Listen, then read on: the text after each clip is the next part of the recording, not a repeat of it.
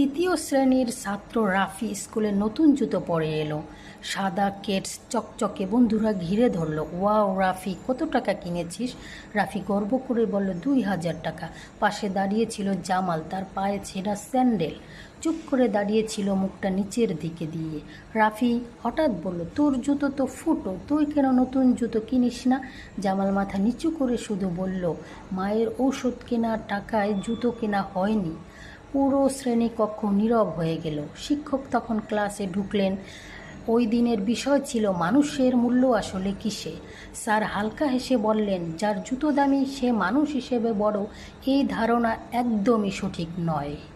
কেউ কষ্ট করে মায়ের মুখে হাসি ফোটায়, সেই সত্যিকারের দামি। রাফি আর কিছু বলল না। টিফিনে জামালের পাশে বসে বলল, তোর সঙ্গে হাঁটলে আমার জুতো আরও চকচক করবে।